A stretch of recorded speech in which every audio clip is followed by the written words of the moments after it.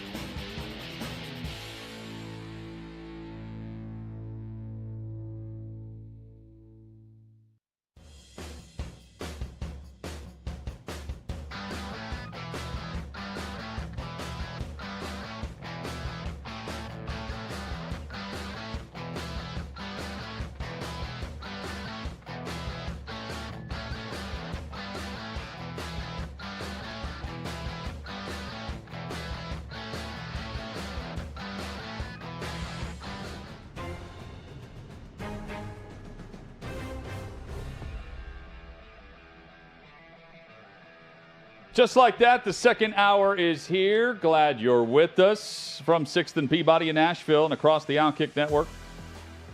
Hutton and Withrow with you. Chad, great news today in regards to Hamlin. Damar Hamlin, Bill's safety, awake, alert, writing notes to doctors, and while still critically ill in the Cincinnati University of Cincinnati Medical Center. Reports are, and from the doctors on site working with him, they say this is, and I'm paraphrasing, the equivalent of a thumbs up from him that this is the best case scenario of anything that could have happened as far as an outcome when we saw him leaving an ambulance on Monday Night Football. Yeah, the phrase was neurologically intact, which immediately, just reading the response of doctors everywhere, that's a big step. And what that basically means is his brain is communicating with all four limbs. He's moving around. And Hutton, I know you said it this way also, but the light was on and he was home when they started talking to him. He was able to relay messages by writing to them, to the doctors, even asked a question about, did we win the game? So great news on Damar Hamlin. This is the news that we've been waiting on. Yesterday I asked the question, what's the holdup? You get worried when you hear nothing like this for this long. Yeah. Typically, when you've got a celebrity in the hospital to this level or an incident like this that everyone witnessed, you're getting, hour by hour, at least every 6 or 12-hour updates. That was never happening with this story. Now that we get this morning with the Bill statement and then the press conference from the doctors at the University of Cincinnati Medical Center, this is all great news. And that's what leads to, okay, what's the next step? Obviously for Damar Hamlin, but also what's the next step for the AFC playoffs? Those questions can be asked now as well. Was the right time to start asking those questions when Skip Bayless tweeted it when he was on the ground and they were talking about what to do next? Now's the time we can start to talk about those things, though. Albert Breer tweeted that the idea is that the NFL is discussing with teams, and it was something that has real traction, seeding in the playoffs will be by win percentage. with the AFC title game at a neutral site if the seeding between the teams was affected by the Bills-Bengals cancellation. The NFL has made it known, and it's been reported first from the Associated Press, that they will not resume Bills-Bengals at any point during the regular season. So then they're off to the next stage of this, which is, okay, how do you determine playoff seeding if you're canceling one game as a no contest, in effect, and you have different records? Well, you would go to win percentage. But that does affect teams over one team over the other, and it would give some type of benefit, although there's no perfect solution here in really any scenario.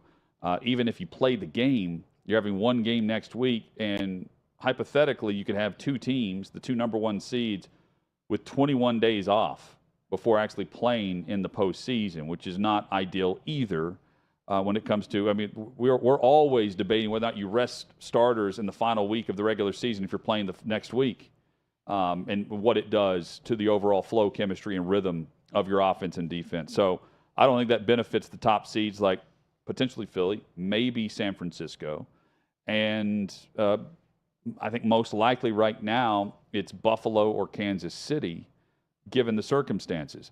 But Breer said that Indianapolis has been floated as the potential neutral site for the AFC Championship game if the game is between the Chiefs, Bengals, or Bills, because those would be the seeds truly affected by home field advantage when it comes to the AFC Championship game. That Breer also said that the Colts have not, while they may have talked about this, the NFL has not directly talked to the Colts about it, specifically with this model. So just throwing that out there because letting everyone know, Week 18 is the final week of the regular season, this coming Saturday and Sunday. Kicks off with Chiefs-Raiders, followed by Titans-Jags on Saturday, and then the full slate of games. We'll have one big thing on every NFL game later in today's show, and I think this is the simplest way to do this.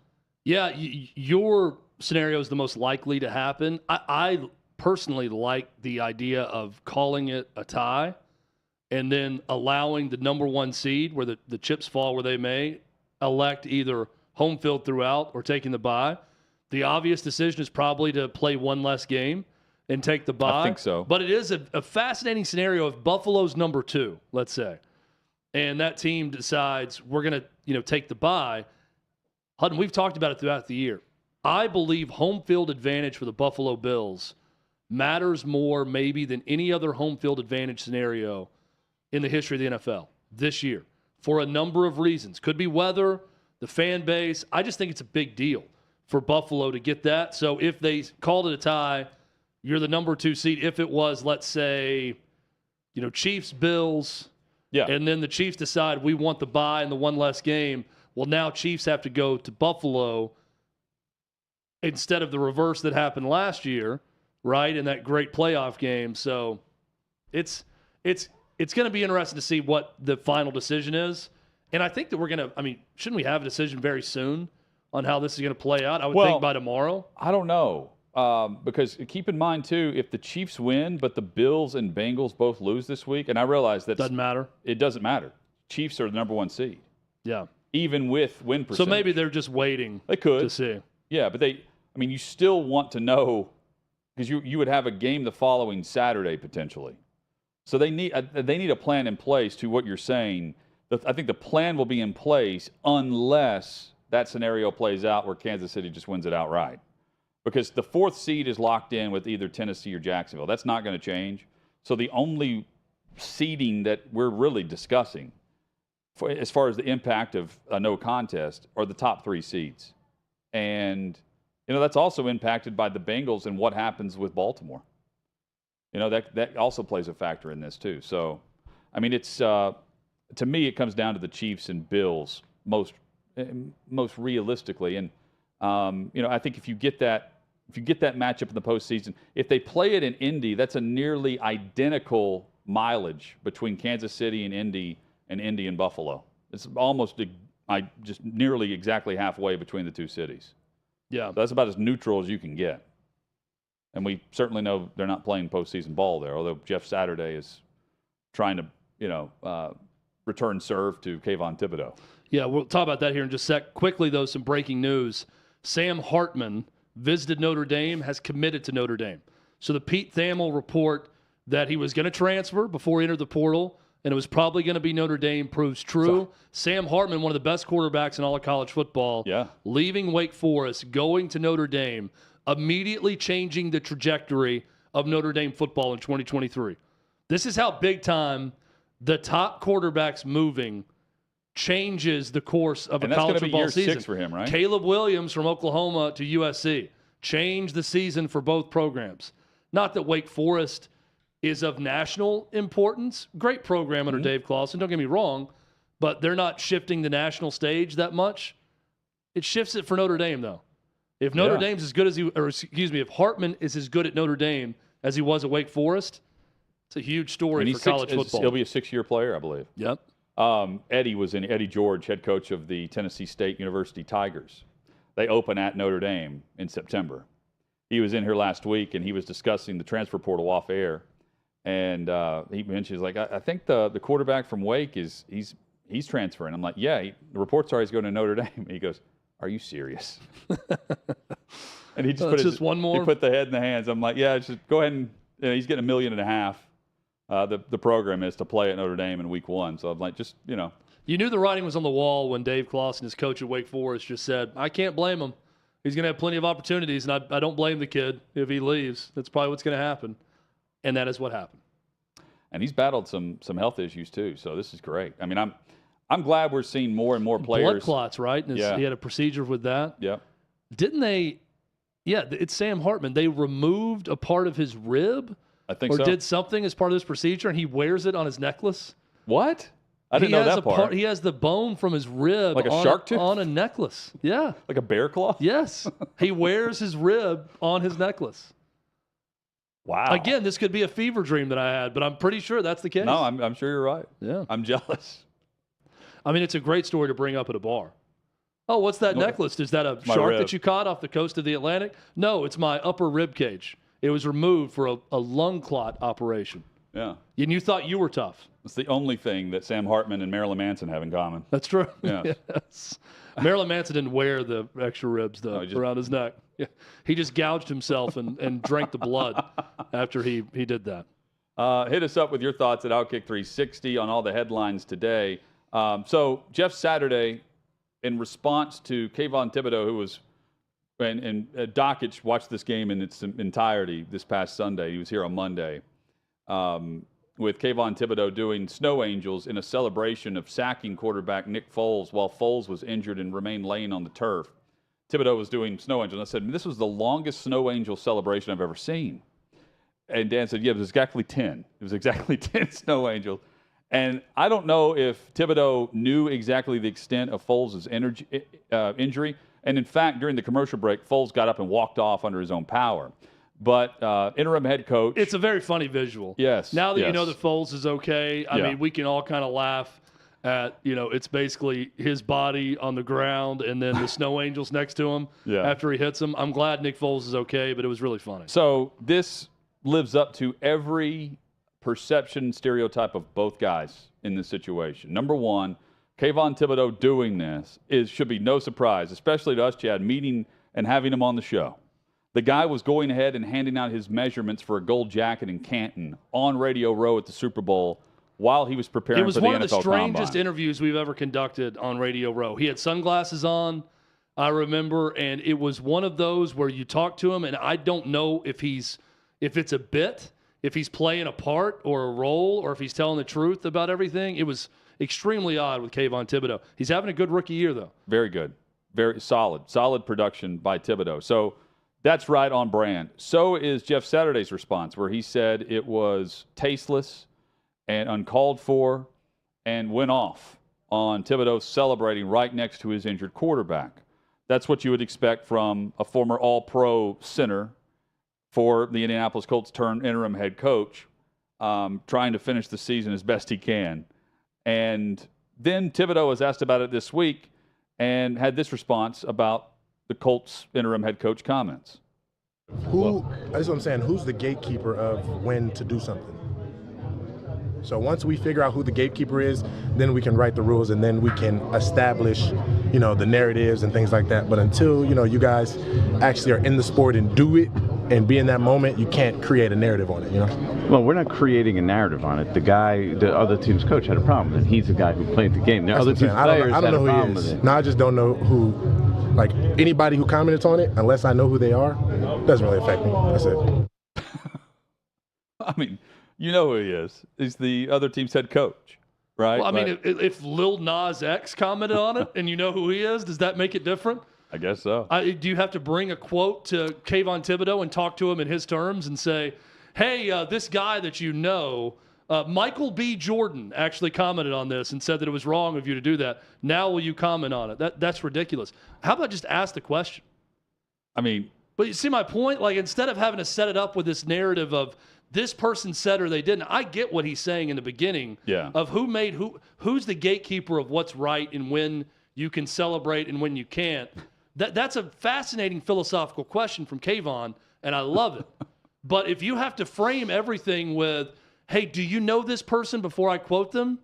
Or how about just ask the question and say, do you have any regrets about doing 10 snow angels next to an injured Nick Foles on the ground? And then just going from there and allowing him to answer it that way. But the I don't know who that is reaction is really funny, given the Kayvon Thibodeau's is brash and certain decorum when it comes to. I'll be honest, he may not know who he is.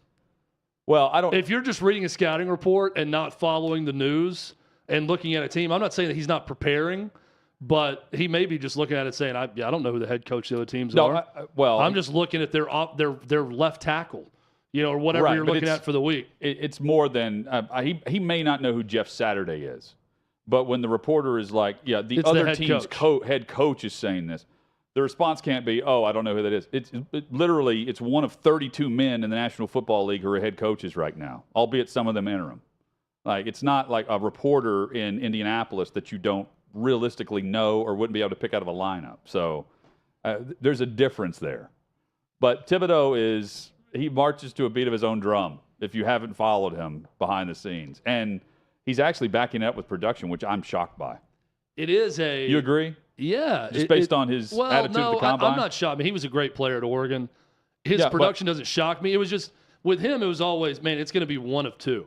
He's going to be a great pro or a great pass rusher, or the guy's going to do nothing but talk, and he's going to be a huge bust. That was my impression interviewing him on Radio Row. I actually thought that was one of the smarter things I've heard from an NFL player in a while at the beginning of that clip, when he's commenting on, let's set the rules, then we'll play by them in terms of celebration.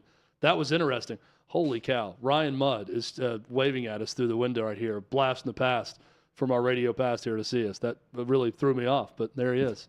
The great Ryan Mudd. Those who listen to us on national radio know exactly who I'm talking about. Years. And no, Ryan Mudd, you cannot come in the studio. Yes. He's out of jail now. He was hanging out with Chris Beard. No, but it's it's a good conversation to have, though, about how you set these rules. The other thing that's kind of buried in Saturday's comments, Saturday admitted this, and he was asked about Thibodeau, but he was also asked about the celebration and the fact that the offensive line didn't go over and just stomp this guy for doing this. And the quote was, tasteless from the celebration afterwards, just trash, not a fan of it at all. And disappointed from the O-line perspective and from teammates in general. We protect our own. Because they let the Colts offensive line just stood around while you have, I mean, how long does it take you to do 10 snow angels? 7 seconds? I mean, while this guy's just laying there and your quarterback is on the turf with a rib injury, and Thibodeau's literally laying right next to him doing this. It's and a weird one, reaction. though, because he's on the – I mean, it's – But the offensive line can come over and do something. The visual's amazing. Well, the offensive line should be helping up their quarterback and worrying about him. But my point is, if the guy sacks him and he's laying on the ground writhing in pain, and Kayvon Thibodeau gets up and gestures over the top of him, then someone knocks him the hell out on the offensive line every time. And he's penalized. It should happen. But when a guy is completely on the ground doing snow angels next to – I mean, looking at Nick Foles, it looked like he was doing snow angels too, because he's like rolling around. I mean, it looked like they were doing the same thing. It was like a tug of war of celebration and pain because Thibodeau's doing snow angels next to Nick Foles riding on the ground. I mean, and also if if the guy is completely on his back, what is that, supine? Yeah, that's supine, right? Prone is when you're on your stomach. Yes. In the supine position like that, and an offensive lineman jumps on the top of him, full body weight, that guy may not play the rest of the season. I mean, you're going to seriously possibly injure someone, and to do that, even if you're going after someone for celebrating over your quarterback, that's not going to be a good penalty on you. That's going to look even worse on film with the NFL if that happens. If you break a guy's rib or injure him in some way, his sternum is broken because a 340-pounder jumps on top of him when he's on the ground celebrating. I just look at these things from all sides, just like Kayvon. I look Kayvon at it and I as are spirit animals. Vigilante justice is how I would describe it. If an offensive lineman, especially for that team that prides itself, that went into the season talking about how good their offensive line was, stands around while your quarterback is writhing in pain, rookie is sitting there doing snow angels on you, yeah, I think that the dude's worst going part to pay is the them, price. I would be more concerned about them not helping Foles and getting to him quickly if he's hurt than I would them, spearing the guy on the ground for that. Again, standing up, taunting, saying a word, getting in his face, you knock him out of the way. It was just a weird. It's not a celebration you see all the time. I can understand not really getting what was going on in that moment, right? You're looking over like, what is happening? Yeah, bizarre. The NFL draft order updated for the top 10. The Colts factor into this because the Colts play the Texans coming up this weekend. And that factors in because the Bears can actually still get the number 1 overall pick in April's draft with a Bears loss and a Texans win. If the Texans mess around and beat the Colts at 2-13-1, that's their record. If they beat the Colts, they'll be 3-13-1. And another Bears loss makes them 3-14. The Chicago Bears would have the number 1 overall pick in the NFL draft. Odds are the Texans, do their job, quote unquote, and lose this game and end up with the quarterback of their choice. And they still may, even if the scenario plays out where the Bears end up with number 1. I think the Bears are going with, you have a spot where it's Will Anderson or Jalen Carter with the number 1 overall pick for Chicago. With the investment that they've made and the picks that they've traded for Justin Fields a couple of years back, and what they've traded away recently on the defensive side, they could have either they trade out of number 1 and gain more picks, or they have their selection of the top defensive player in the draft. They could also go, trade down and get wide receiver. Scenarios are wide open for Chicago, but they're in a good spot either way. Houston needs the number 1 overall pick in the biggest way for their franchise. Do we think there's going to end up being a big debate, Bryce Young versus C.J. Stroud? Yes. Or it's going to be, we always can create that. I think it will be, though. Other than, Trevor Lawrence and Andrew Luck, there's been few years where it's just been no doubt, no real controversy. You know who the number 1 pick is going to be at quarterback. I think there's also going to be a big debate about it. Mm-hmm. I think you're foolish not to draft Bryce Young, even with his size, which is not impressive. He's just got it more than C.J. Stroud. Although C.J. Stroud was very impressive against Georgia and been very impressive throughout his career. He definitely no knock on him. Yeah. He's just not Bryce Young. Much better options at QB, though, right now than what we've seen in recent years. Yeah. That's the other factor with all this. Coming up, other headlines, including Todd Monken and the blunt comments on football not being like family. And Chris Sims putting ESPN on blast for referencing something that he said instead of using what he's saying right now based on results of a team that he had out of the postseason, Green Bay, that's now winning in this coming Sunday night against Detroit. All of that and more straight ahead on OutKick 360.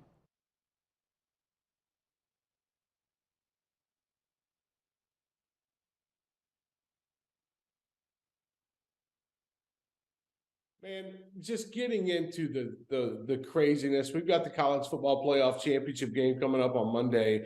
But looking back, your opinion, semifinal Saturday was just so wild. And getting to watch these games and coming down to the wire and the back and forth. Let's start off with Michigan TCU. You got Max Duggan and the way that he played. Jim Harbaugh and his squad, it just seems like they kind of laxed out there in the middle, and TCU took advantage. And what were your takeaways of how TCU is now playing for a national championship? I was pretty stunned that it happened and pretty stunned by the way it happened. So I guess going in, if you were to tell me an upset's going to happen, not the craziest thing in the world. I didn't expect it, but it's not a wild concept that a 9-point favorite or underdog can win a game. When you start to see it play out and you realize Michigan has these weapons that have gotten them to where they are, and they are electing not to use those weapons. Inside zone was a figment of your imagination in that game. It just didn't happen. Therefore, using J.J. McCarthy's legs really didn't happen. The way that you had seen it happen earlier in the season, using Donovan Edwards down inside the 5, where they got inside twice and scored 0 points from those trips, didn't happen. So I was sort of incredulous watching how it was unfolding. So here's what's funny. We were at the Peach Bowl, and that game's getting ready to happen, and I was on the field watching warm-ups, and I was standing there talking. Let me whisper. I was standing there talking with Urban Meyer, and he is watching the video board along with a lot of the other Ohio State staffers. And so it's kind of always a surreal environment. If you've ever been at that late playoff game, the early game's happening as your game's getting warmed up. And if you're in a stadium that has a big video board, like Mercedes-Benz has that ribbon board, it's on and the players can see it. And certainly the fans are reacting. So when TCU would score, Urban Meyer's just like going crazy, like a pure fanboy, just cheering like openly. And you're seeing some of the players on the field acknowledge it. And you're seeing some of the staffers on the sideline acknowledge it and like cheer. And all the while you're saying, hold on, we got a game that's going to kick off here in an hour. I'm not saying they weren't focused. I'm just saying it was a weird dynamic. But yeah, watching that unfold, and then just you knew what was immediately going to come after that. And that was Michigan lost. Okay, now we start up the Jim Harbaugh NFL rumor train, and that's going on even as we speak. So I was a little dumbfounded, to be honest with you. Not that they lost, but the manner in which they lost. Is that going to transition? And I know we'll get into Georgia here in just a minute, but we've seen teams in the past where they get all up for one game and they put it all on the line. And then come that second game, and I'm not even just talking about playoffs. I could be talking about regular season as well. Can TCU do that again? Can they have that same type of energy? Can they play that same type of defense, and which was lacking in the third quarter? But I'm saying, can they get up for that type of game one more time? I don't doubt they'll be up, but there are things that have to happen. You can call it disrespecting TCU if you want to. I fully respect the program, but we got to be real here. We're talking about a 12 or 13-point spread for a reason. There are things Georgia would have to do to assist them.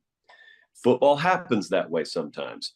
It just happened in the Michigan game. Michigan did some things to assist them. Credit TCU for grabbing the game and taking it. If Georgia doesn't do that, no, I don't think any amount of hype or being up will matter, because Georgia's a better team than you. They're that much better than you. If you can start to pull them out into the deeper end of making some mistakes, whether they be self-inflicted or whether you can steal a possession or two, onside kicks, fake punts, etc., all of which I think will have to be pulled out of the bag by TCU in this game.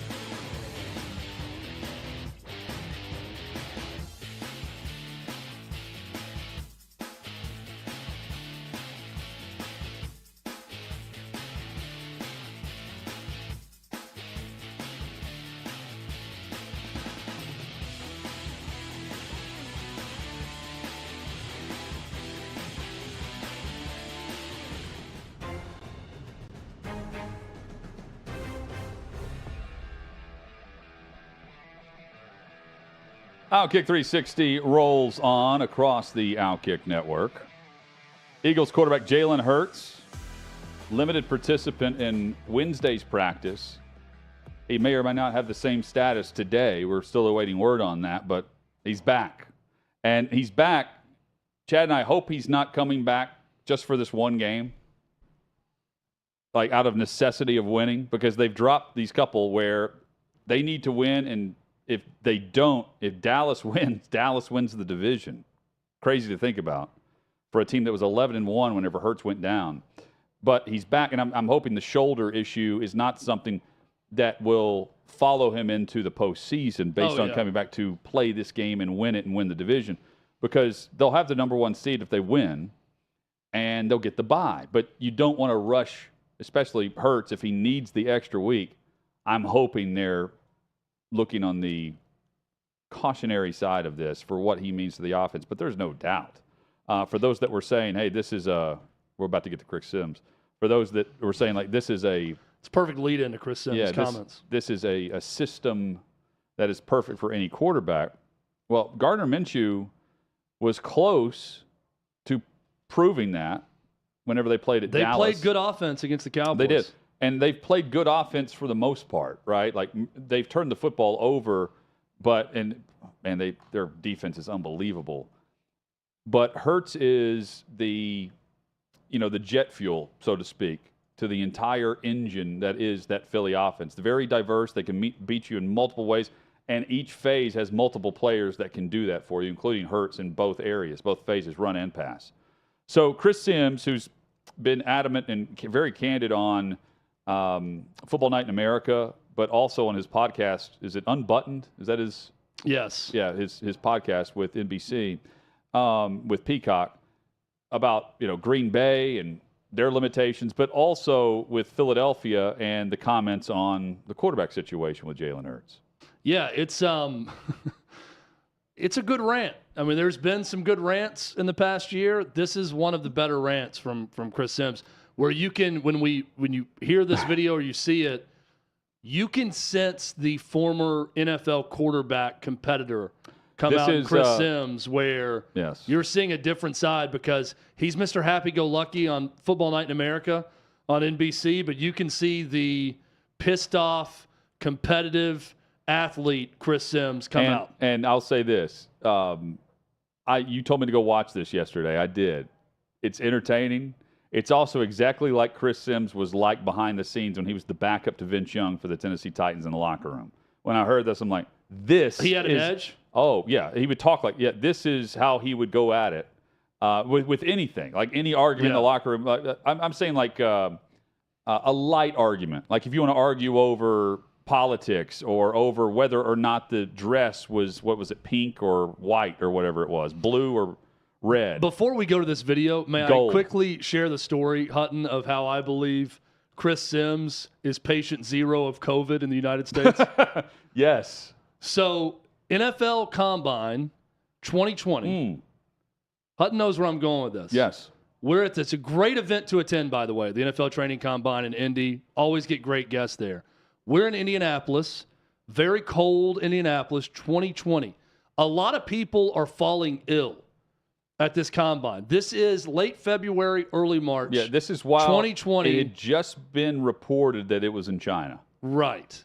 So this is like right before, 2 weeks maybe? Mm-hmm. Yeah, right at about 2 weeks before the shutdown started. Before college basketball, conference tournaments. It would have been 2 weeks before. College basketball, conference tournaments shut down, NCAA tournament, NBA, all of that, and then boom, the pandemic hits and everything is shut down at that point. We were scheduled to have Chris Sims, after his podcast, join our show that day. And Chris Sims called in sick, did not do his podcast, said he had chills, said he had some sort of respiratory condition, and could not do his show or our podcast. And Hutton, what happened to me as we left Indianapolis on that trip? You came down and joined us on Radio Row. Every symptom of what we later discovered was COVID-19. We were in that convention center, and I was dressed like this, and Chad was bundled up like he was in Nebraska last week feeding the cattle. I looked like I was in the Arctic Circle. I had a parka on. I had a Carhartt toboggan on my head. I was freezing. Yes. And coughing. You were miserable. Yeah. But you still came down and did the show. You were like sitting there like, and we didn't know at the time, but so you say he was patient zero. He was sick before me. Like he was out, and that was early in our 2 or 3 days there. And then the 2 days later, I was sick. But if you remember, there were a lot of people in media that missed their show or were sick. Yep. Because, I mean, you go to these events and it is prime for disease spreading.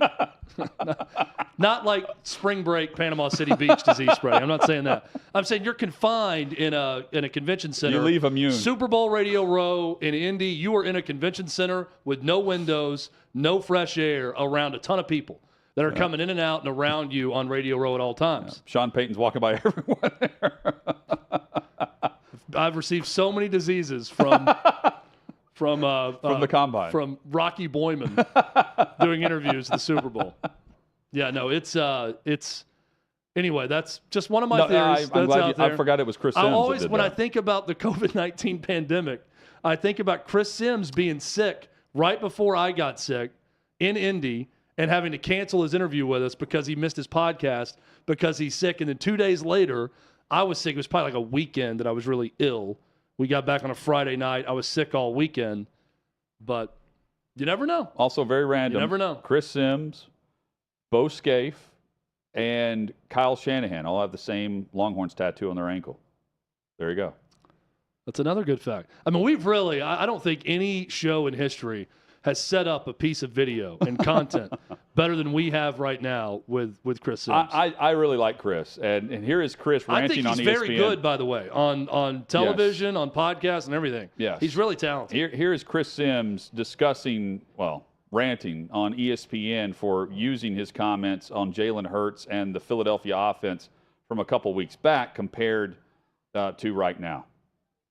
Surprising. And, again, Jalen Hurts makes them better. I know that. And, you, SportsCenter Instagram, for, putting it out again for, the third time in 3 weeks. Off. Really, off ESPN SportsCenter. Seriously.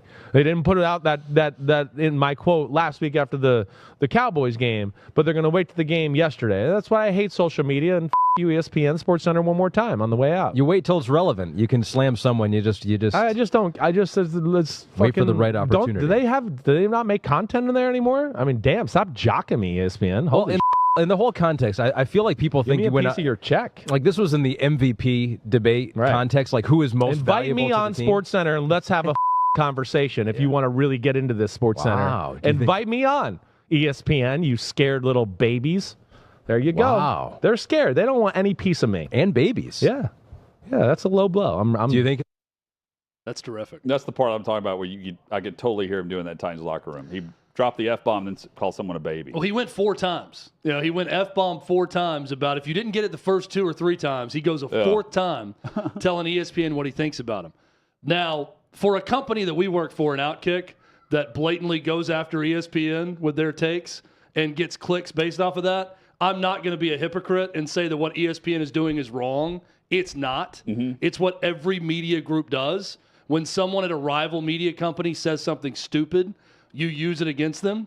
I don't think what he said was particularly stupid because Gardner Minshew's 1-1 basically. Team's 0-2, but yeah, I know what you're saying. Chris Sims was kind of proven right with game 1 and not in game 2. So to selectively post something when it goes your way would be infuriating to me, and it was infuriating to Chris Sims. Oh, now you're going to do it, and you didn't do it the week before. Got it. I understand the frustration with that. I don't think anything that ESPN did was wrong, but here's what I love about it, what ESPN won't do with OutKick, is Chris Sims is saying, bring me on SportsCenter. Let's hash it out. Let's debate. Let's talk about it. That's something ESPN won't do when someone comes after them. So I respect that about Chris Sims. And I love a good rant at any time. Yes. And he also says that knowing that they're not going to bring him on. Of course. But there's no... Well, they're cowards. I mean, he calls them out. He says exactly what they are. They're cowards. Also, they're going to get the quick social media buzz by it, but then they're going to back away when it's time to actually promote the person. Right? Yes. So that's what they're also going to do. But here's the thing. I stand by this on this show. If we were to call somebody out and they were to go on a podcast or do that and say, I'll gladly come on. Have me on, cowards. We would. What's our response? Come on the show. We'll talk about it. Yeah. Doesn't have to be a fist fight, but we'll go right into it and we'll have the discussion. No fear in doing that. I love the lack of fear from Chris Sims. I also love the fact that he's doing that from what looks like the lobby of some bank building in downtown I Tulsa, can't figure Oklahoma. this out, where they're doing this podcast from. Because it's clearly It's a headquarters of some sort, right? Yeah, maybe it's just the, It's a very the odd plaza setup. at NBC. I don't know.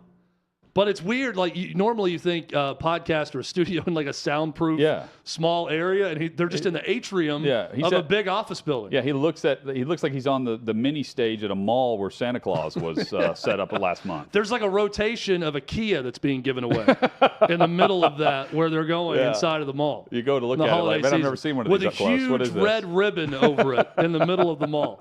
Right next to an Abercrombie. I think Forever 21 was behind him at that point. Also, remember doing Radio Row in Minneapolis at the mall? The Mall of America? Yes. That was another one where everyone got sick. PK got sick in my hotel room. Everyone got a stomach virus. I think like half of the people that were voting on the Hall of Fame that year were sick at some point during the week before the voting took place. I was just thrilled that we were doing it next to a Panda Express. You're in an incubator when you're at these events. Let me tell you. Everybody thinks we have it so good in media. But you get in these events and you were in a disease incubator. There's also there is, I think, a mental shutdown for a lot of reporters when you reach the end of the season where you have gone from OTAs until the end of the season. You got about a month in between, a month off, I should say, between July or end of June and the start of August. But there is, at least for me, I feel like my brain told my body, okay, the season's over. You can get sick now. And I think everybody goes through that cycle. Maybe it's just February, March is a terrible month for me. And I could argue every month is terrible. But when it comes to allergies and being sick, I think the body shutdown is a real thing for people that are grinding out a very specific part of the calendar. And then there is just a deep, just a dive off the cliff, and then you rebound and come back up. Yeah, I feel like I get sick around the same time every year. Yeah. And I think it's like a moon cycle of the lack of sunlight I'm getting at certain times mixed with, it always comes around these big events when you're at a convention center too. The lack of sunlight. I love it's that. The lack of sunlight, vitamin D, and then being around a ton of people, certain times a year, cold, could be right when it's getting warm too. The allergy thing is very real. I'm currently undergoing immunotherapy for my allergies, which are these drops you put under your tongue every day, and you go through all these different cycles. And you're going to laugh at this, but they tell you when you start that you're not going to be cured of your allergies for 4 to 5 years of doing this. It's like the shots. I'm like 2.5 months in, and I'm already wanting to see some sort of return on it. But Now, they do say in 6 months you'll see an improvement. Well, that's because they actually put something in there that's going to show improvement. They start you with basically water, right? And then they work it up all the way. See, now when I do the 3 drops a day of immunotherapy, at night when I wake up, I can feel the allergies in my throat from taking that many of them a day. Yes. So the claim is after 6 months you will see some benefit.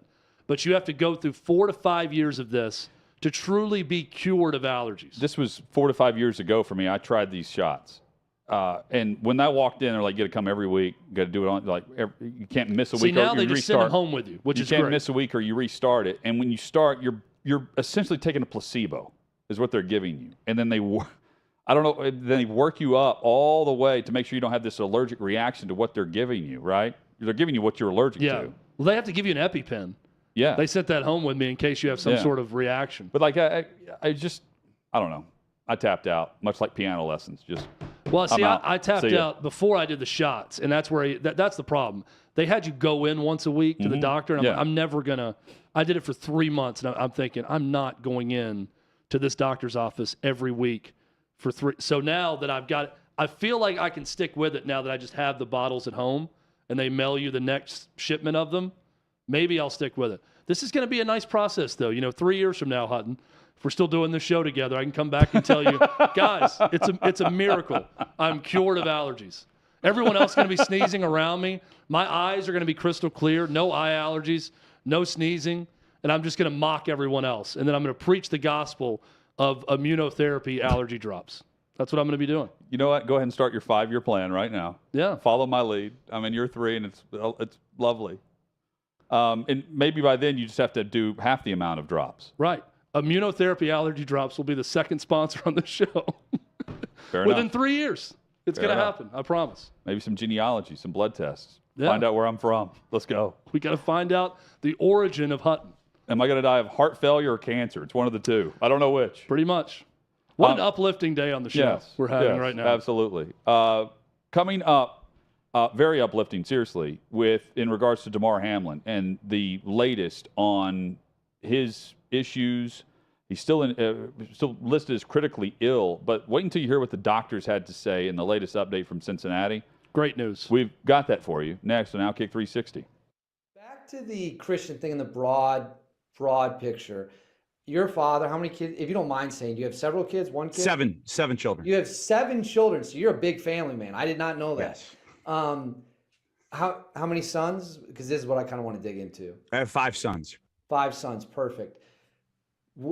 As a Christian man, how do you feel, like, what is your job when it comes to raising young men in modern America? Number one, to teach my boys to know and love Jesus. That would be their primary identity in life. To everything else being completely secondary to that. That is number one. Number two would be to make them capable men, right? To make them well-rounded, to make them, able to handle themselves, to make them strong physically, able to fight, able to shoot, able to protect their future, their own families. A great quote, Robert Heinlein, and I'm going to butcher it, but I will attempt it anyways. He basically says that, a man should be able to plan an invasion, change a diaper, cook a meal, build a house, he just goes down this list of, you should be able to do all these things as a man. And then at the very end, he says specialization is for insects. And I did not always think that. All right. I mean, there was times in my life where I didn't care about learning how to weld or be mechanically inclined or any of these other things. I was like, oh, I just want to be a commando. I just want to go and shoot and do hard stuff. And that was a mistake. I mean, I think I've said this before on, I did 2 ship deployments, 2 ARG deployments as a young frogman. And honestly, I was arrogant at the time. And man, here you're on a ship, which was kind of miserable. And I had a bad attitude about it instead of, because I'm like, I should be on land training more. And instead of going, okay, this is where I'm at. Yeah, I don't have to like it, but there's all these master machinists and welders and guys that are, in charge of charts and navigation, to navigate across the globe. And here I could have, if I would have showed just a little bit of interest, those guys would have been happy to be like, oh yeah, I'll teach you how to weld. I'll teach you how to run a lathe, all these things. That now I'm like, man, I want to learn all that stuff. I want to be able to do everything. And some of that's reinforced now. Kind of, we live out on a little bit of a farm, so you do need to be able to, when stuff breaks, you need to be able to fix it yourself, and so there's a lot of value in that. So I want, number one, I want my boys to know and love Jesus, and then number 2, to be capable. It's actually, so we do a program called Father-Son Ministry, where it's gone through different iterations. Currently, the way we run it is you show up, we pray, we say the Pledge of Allegiance, and then we start training. And that was very deliberate right there, that, hey, we honor God first, then we honor our nation, and then we start to train. Most of the time we do jiu-jitsu. So that's been just super cool, having the boys go from it just looking clownish, them rolling around, to, man, they're, some of those boys, I will actually, break a sweat rolling with them now, and they will absolutely catch some guys with triangles and armbar. They're actually learning jiu-jitsu.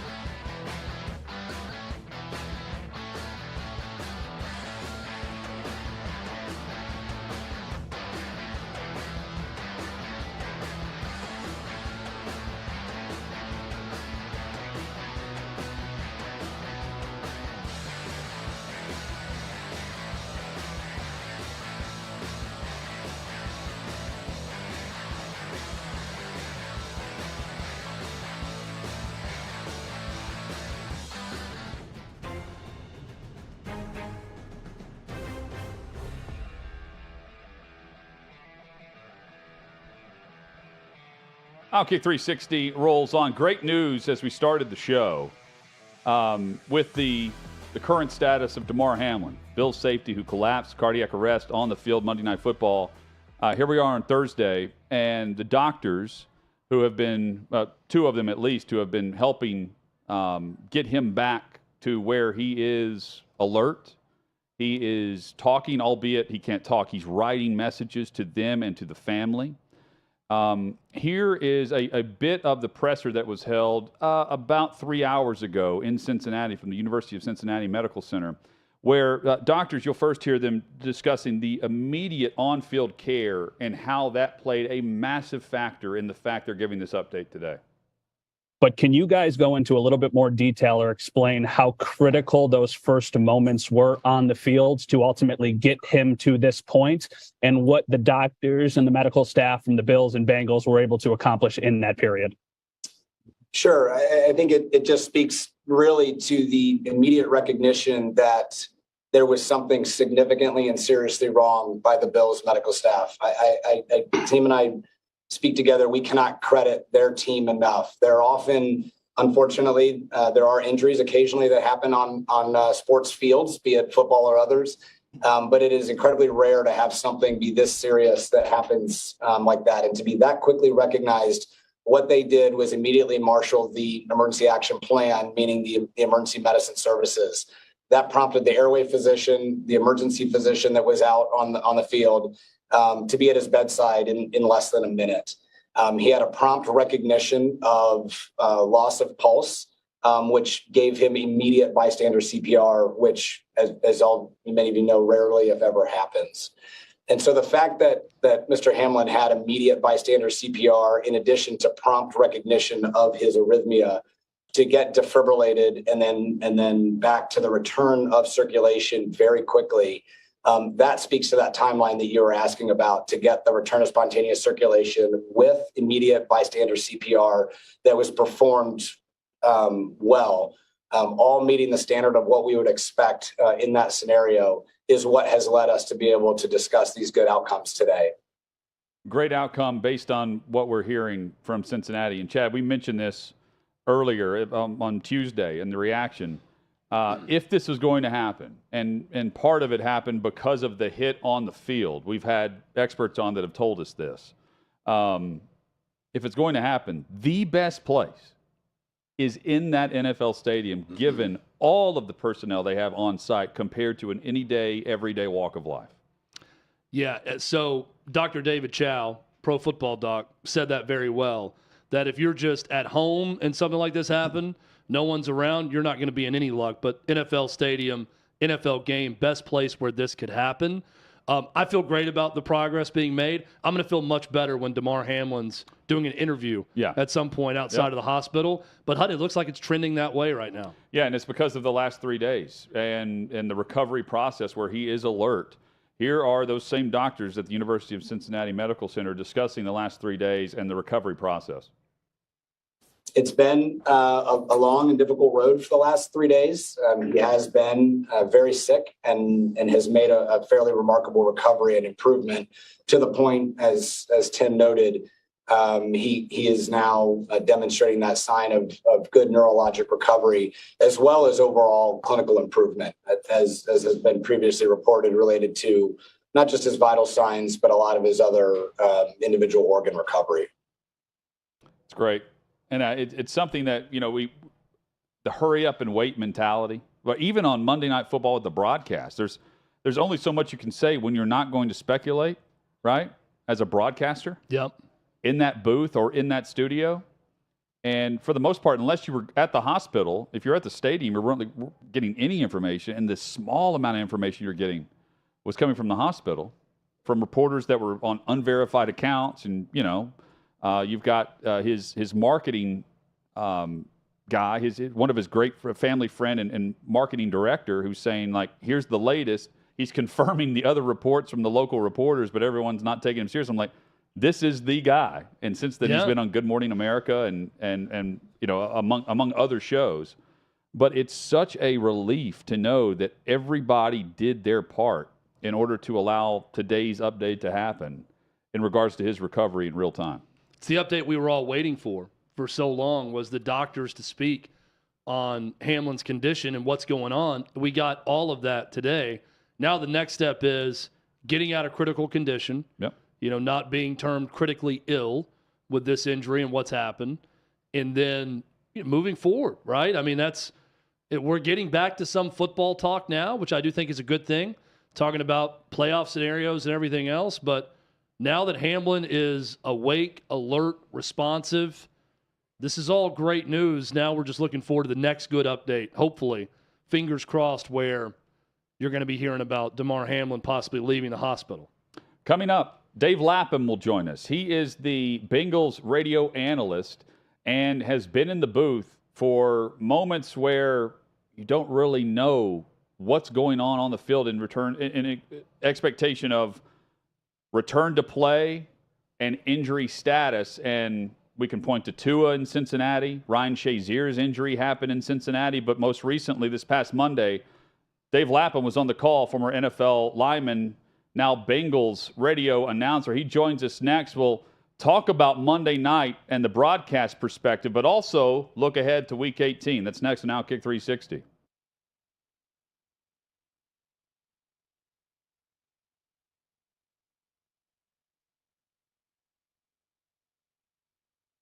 College football's in trouble. There's a lot of people trying to keep it from happening. I think it's a general consensus across the college football landscape. We want to play football. College football is a huge part of the fall. It's a huge part of Americana itself. It just really felt like people in the country needed college football to just feel a little sense of normal. Big news from the Big Ten as the conference releasing its 10-game football schedule. We go home thinking there's going to be practice the next day. Everybody gets a text, stay home, everything's canceled. Big Ten fall football season has been canceled. We just believe collectively there's too much uncertainty. I guess what I'm trying to understand, though, Kevin, is that was the same position you had 6 days ago. The Big Ten is an unmitigated disaster. There was a ton of confusion. There was presidents saying one thing, there was coaches saying another. Players had to be silent, coaches had to be silent, ADs had to be silent. People said, how does what you just did make any sense? And nobody really knew what the heck happened when they voted to cancel the season. You make this huge historical announcement, and then Kevin Warren never does a press conference to explain it. It was like a masterclass in how not to handle a crisis. The word really that was lacking in all this is transparency. It felt like a lot of stuff was happening behind closed doors. Even today, we still don't know what occurred. So you don't tell us parents, that's fine, but you're not telling the young men that it affects. We have to make a decision to save the season. What about the history books? What about the rivalry games? What about Paul Bunyan's axe? How is that not going to go to a team this year? This is a failure of epic magnitude. The Big Ten presidents and leaders should be held accountable for the disastrous decisions that they're making.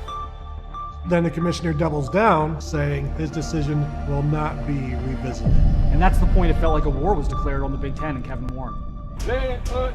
Everything turned political. Because if this is medical, then you would have stopped the game of football a long time ago. I think the Big Ten leaders will tell you that they probably made a mistake in hindsight. If I had the chance to do it all over last year, I would make the same decisions that we made.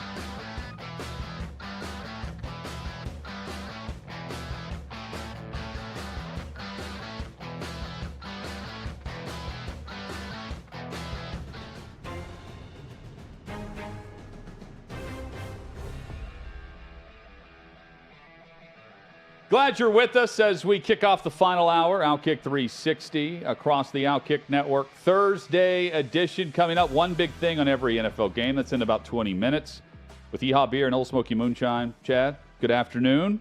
Good afternoon. Plenty of good news to report in regards to Damar Hamlin, the Bills safety. Doctors were as positive as we could have hoped for today in the presser. We played a bit of that just prior to kicking off hour number 3. We'll get back to that a bit later. But first we say hello to Dave Lapham, Cincinnati Bengals radio analyst who has been nice enough to join us. And you can follow him on social at DL in the Trenches, longtime analyst for the Bengals, and unfortunately in this case was in the booth when all this went down at the stadium on Monday. Dave, thank you for the time and the perspective today. I know you've been busy. It's been a surreal week. And I know you echo, without even having to chat with you today, the news that we've received from Cincinnati, from the University of Cincinnati Medical Center. There's no question. Thanks for the opportunity to visit Jonathan and Chad. And it's good news coming from the University Medical Center. You have Damar, who actually communicated by written form. That tells you that the brain's firing. He verbally is going to have difficulty because he's still got the breathing tube, but he's progressing along those lines. And once they get him to, he's over 50% now. Once they get him to 100%, without having to use a tube or a ventilator, then it becomes how long before he can be discharged. He's got movement in his hands, movement in his feet. His brain function looks like it's in really good shape. So a lot of great news has come out of the UC Medical Center. And boy, kudos to them and kudos to everybody that was involved with the medical support teams with the Cincinnati Bengals and the Buffalo Bills. I mean, his well-being right now is a tribute to how quickly they got out there and got after CPR and defibrillator activity to bring him back. I mean, he was gone. No heartbeat, and they brought him back. So the game wasn't played. There was no winner declared in the game, but Hamlin obviously won. He got his life saved, and all the medical people were winners by saving his life. So there were winners in that football game on Monday night. No doubt. Dave Lapham joins us, who was on the call for this for the Cincinnati Bengals radio network. Dave, I mentioned earlier this week on Tuesday, during my time with Titans Radio, we had an emergency plan, broadcast plan for weather-related things. We were a part of the longest broadcast in NFL history, game in NFL history, with the delays that we had in Miami a couple years back in Week 1. And I got to thinking about, and it has nothing to do with the stadium, but the medical team that you mentioned, your broadcast team, and everything involved, everything from the Ryan Shazier injury to the Tua concussion earlier this year to now with Damar Hamlin, this medical staff and emergency personnel, they have been on alert and they have been able to be first responders, and thankfully so in this regard, because they were great in all regards. You have seen and gone through quite the gamut here of emergency situations that none of us has been through before. What was the wait like in this regard compared to the other two I just referenced? Yeah, and we'll throw David Pollock in there, who fractured his neck, and there was a big, a delay with respect to that injury, and those are all significant, severe injuries. But those type of injuries, that's the unfortunate part of it. When you sign up, you might be susceptible to it. If you play football at any level, you're at 100% injury risk 100% of the snaps. I mean, that's just the nature of the beast, deciding to play the game. But to have a life-threatening injury and actually, cardiac arrest where you have no heartbeat and they bring you back, you just don't even fathom that. And really, when I looked down the field and I saw the coaches and players for the Buffalo Bills crying, vomiting, turning away, couldn't look at it, I knew that this is serious now. We have major league problems here, and man, the way the medical teams responded, and they have that emergency action plan, that the 60-minute meeting before every game, all the medical people meet as a group. the doctors, the technicians, the trainers for the football teams, and everybody has a responsibility in that's reviewed in that 60-minute meeting for the emergency action plan. So almost like a great team, when you play great team defense, everybody's where they're supposed to be, when they're supposed to be there, doing what they're supposed to do. That's what this medical team was. I mean, these guys, they executed to perfection. You hope you never have to execute, but they came out and executed to perfection. The timeliness, the precision, the professionalism. I mean, professional CPR and defibrillator. You're talking minutes. You're talking potentially seconds that may have affected the outcome of what might finally be for DeMar. And hopefully he ends up having a quality of life that'll be decent, a good one. And it's kind of arrowing that way. And I think that 60-minute meeting and the emergency action plan that the league has going on, high alert. Every week they review the protocols. That was big time stuff. Dave Lapham with the Cincinnati Bengals radio network is our guest on OutKick 360. Unfortunately, Dave, for all the reasons Hutton just referenced, it feels like that Bengals fan base has become accustomed to how to deal with a situation like this in their stadium. I marveled at the level of respect and silence in that stadium throughout all of this.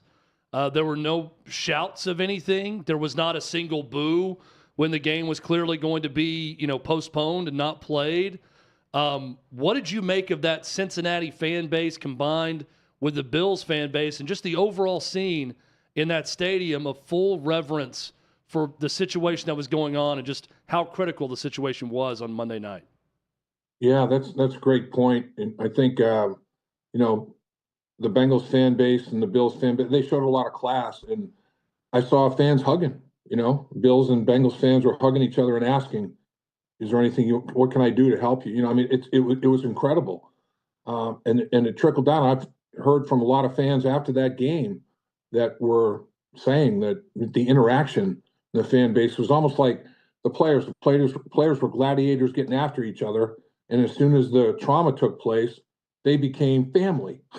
Went from opposing gladiators to one big family and trying to help each other as much as they possibly could. That's what the fan bases became too. Instead of opposite fan bases rooting for the local team, it was like, well, what can we do to help each other? This is unprecedented. What's going on here? And I think Buffalo and Cincinnati are very similar in that smaller markets, and they don't have all the major league sports. They don't have NBA. They don't have NHL. The Bengals have Cincinnati, I should say, have the Bengals and the Reds. But I mean, it's like the football teams are very, very important to the community. So I think there's a common denominator there. And yeah, I thought that the respect that was shown there was tremendous as well. There's no question. Dave, you could probably teach a class now on how to handle difficult situations as a broadcaster. Most people have seen the ESPN coverage of it with Joe Buck and Troy Aikman. They really just couldn't say much of anything and wouldn't say much of anything and kept throwing it to break.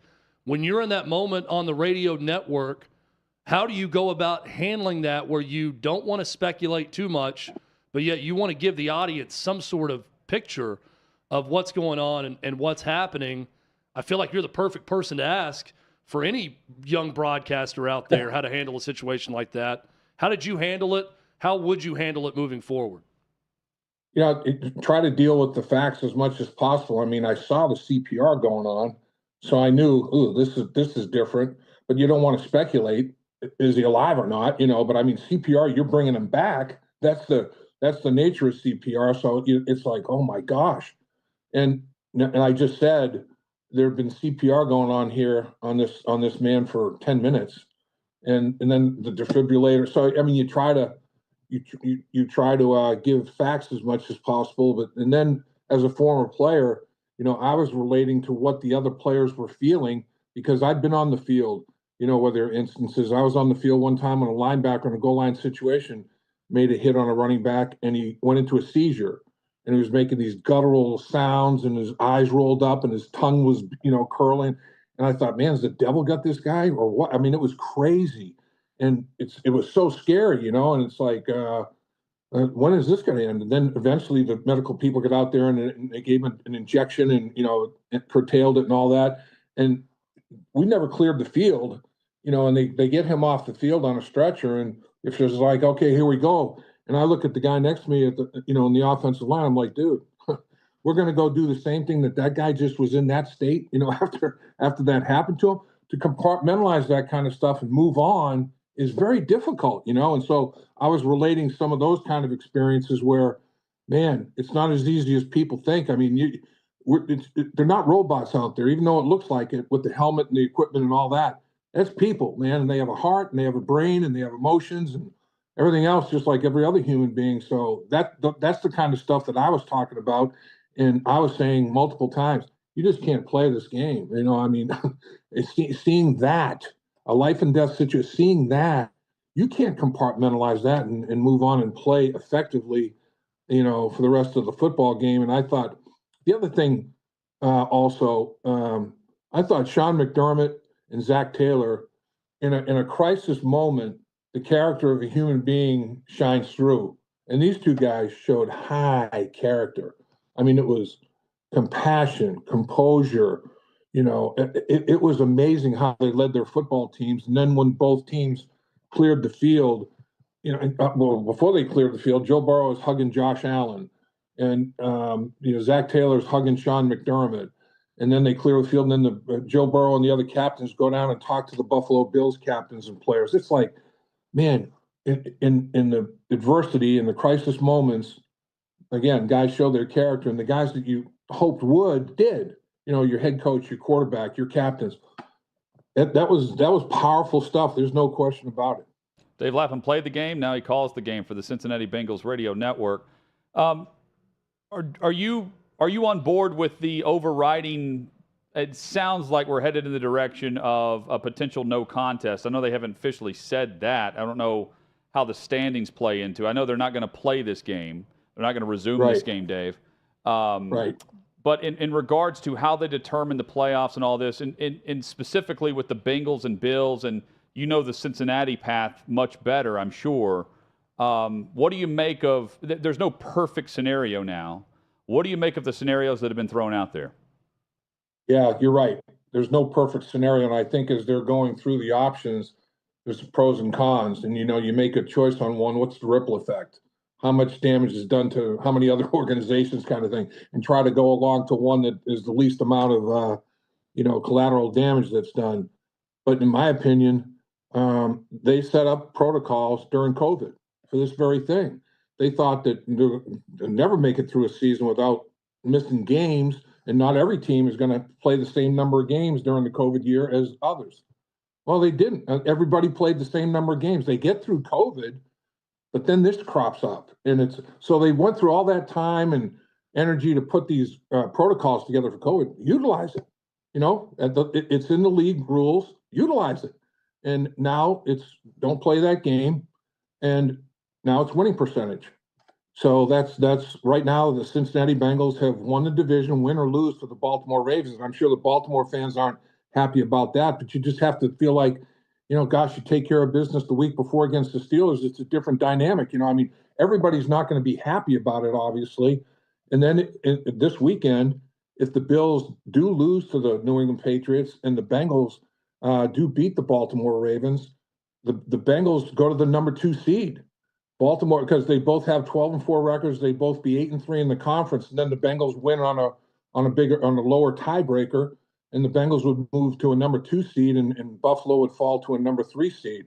So, there's incentive for the Bengals to play their people. And ironically, everybody's talking about, boy, the bye. They're saying, do you give a team the number 1 seed, which will probably be the Chiefs, with some of the things they're talking about? With the number 1 seed can get either a bye or home field through the entire playoffs and play every week. Which would you do? I'd take the bye. That's what everybody's fighting for. The bye is uber important. You do want to get guys healthy. The one silver lining is not very shiny silver, is that the Bengals only played 9 minutes of football. It was not a bye. They had to go through all the preparation, all that sort of thing, practice. But this time of year, they're not hitting each other. And their injury report came out today. They have nobody in the injury report because they didn't have to play a football game. Unfortunately, Buffalo has a devastating injury that happened with them playing the game, but the Bengals ended up being very fortunate in that 9 minutes instead of 60 minutes of football was not a full bye, but I mean, they didn't beat themselves up like they could have playing in that football game. So it's crazy how the whole thing, again, people are going to be, oh, that's an advantage. That's an advantage. Why do they get that advantage? Bottom line is whatever decision is made by the league, it should have the Buffalo Bills as consideration to them first and foremost in any decision that's made, period. Because they're the ones that are hurting the worst through this thing. I mean, they're grieving the injury of their teammate, and I mean it's going to be very interesting. They play the Patriots, and they play in Buffalo. Now, the Mafia is going to be going crazy now. There's going to be big support in that football game, but and now that the signs are indicating their teammate Hamlin is arrowing up, they should be okay in that football game. But boy, when you thought about it right after it happened, the day after or 2 days after, geez, you got to play a Patriots team that's a division rival, that's well coached. That's a tough dynamic, man. You have to have laser focus on that football game, and I can't get laser focused. I can't sleep. I'm still worried about my teammate. That would have been that's a very tough dynamic. So you got to do everything you possibly can to understand to the best of your ability what they're going through and be respectful and mindful of it. On top of the fact that the Patriots need a win to get to the postseason. That's the other factor here. Dave, final thing for you, and great perspective there for sure. If you would have asked me a month ago, I would have compared Cincinnati to Cincinnati of last year. I felt like people were overlooking them in terms of AFC contenders. I don't think that's the case anymore with the run they've been on and the way Burrow's been throwing the football. Where is this team very similar to last year's group from what you have observed this year, and where are they the most different playoff-wise as you enter the postseason? Yeah, first question first, I guess. Where they're different this year, they're on a 7-game winning streak, and they were honestly playing pretty darn well. From a football standpoint, Joe Burrow was lighting it up. I mean, man, this Buffalo Bills defense, number 2 in the NFL in points allowed, number 1 in the NFL in red zone defense, only 44% of the time allowing a touchdown. The first drive, Joe Burrow takes them on a 5-play, 75-yard touchdown drive. And one play in the red zone, they touchdown pass, 14 yards to Tyler Boyd. It's like, so much for that number 1 red zone defense. And they only had 5 plays. 3 of them were first downs. And they get a 29-yard pass interference, 24-yard completion, and a 14-yard touchdown. They had 3rd and a foot is the only 3rd down they had in that drive. They were slicing them up. And then Buffalo comes back, and the Bengals defense has a red zone stand and holds them to a field goal. So now Buffalo's left 4 points in the field. The Bengals didn't. They scored it. And then their next possession, they're moving it again. And then the tragedy strikes. But they were cooking. So I think, that could have been win number 8. Maybe against Baltimore this Sunday, it will be win number 8. To win 8 games in a row, it's not just the 8-game winning streak, it's when it happened. The Bengals have had an 8-game winning streak before. 2015, they started the season off 8-0. But that's when you're still trying to find your identity. You're not really sure about who you are and what you're doing yet. And winning 8 in a row it's an accomplishment, but not like the 8 games they're on a winning streak now. Everybody knows who they are, what their strengths and weaknesses are. They have an identity. They're trying to make the playoffs. They're trying to get as best a seed as they possibly can. And you go on a 7-game and hopefully more winning streak at that time, that's the big difference. They're catching fire at a very, very opportune time. People were worried about when they started off 0-2. People were like, ooh, you got to get some win equity in the first half of the season because the second half of the season, the schedule's brutal. They've run it. I mean, they're running the table on it. I think that's a big difference, with this football team. And I think the other biggest difference between this year's team and last year's team is the offensive line. Joe Burrow got smashed around last year, and the Bengals in free agency, they got their starting center, their starting right guard, and their right tackle up until the last game. LC Collins goes down, and then they drafted in the 4th round their left guard. So 4 out of the 5 guys are different in free agency in the draft. And they're playing at a very high level right now. They're doing a good job. In the 7-game winning streak, they've only allowed 12 sacks, and they're protecting Joe Burrow and giving him an opportunity to make good decisions. And when that happens, he can light you up. I'm on board with Cincy out of the AFC. I have been for the last month or so. They have been clicking on all cylinders. I want to see more out of their run game over the last 3 or 4 weeks because they're going to lean on that at some point in the postseason run. But I do think they have the talent to pull it off, and I'm excited to see if they can get back to the Super Bowl. Dave, thank you for the time. Great perspective on Monday and just overall in general. And here's hoping over the playoff run we'll have you back on. Jonathan, Chad, appreciate it. Appreciate the invitation to visit, and thanks for your time. There you Thanks go. so much, Always Dave. great. Appreciate Dave it. Lapham, one of the solid guys across the radio networks in the NFL, No and doubt. does a great job with the Cincinnati Bengals radio network there with his perspective and analysis. Coming up, Bengals Ravens. He mentioned there one of the games for Week 18. One big thing on every NFL game. That's next as we get you ready for the final week of the regular season on OutKick 360.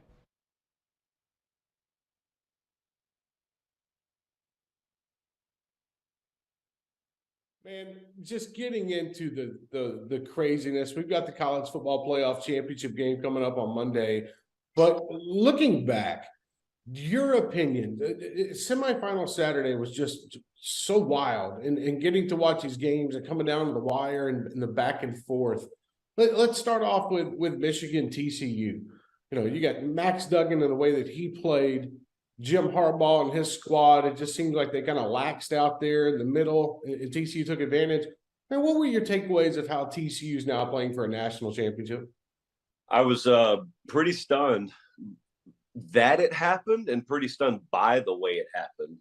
So I guess going in, if you were to tell me an upset's going to happen, not the craziest thing in the world. I didn't expect it, but it's not a wild concept that a 9-point favorite or underdog could win a game. When you start to see it play out, and you realize Michigan has these weapons that have gotten them to where they are, and they are electing not to use those weapons. Inside zone was a figment of your imagination in that game. It just didn't happen.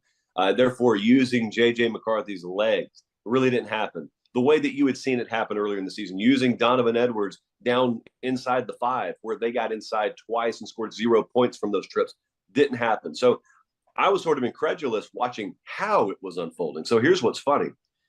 We were at the Peach Bowl, and that game's getting ready to happen, and I was on the field watching warm-ups, and I was standing there talking.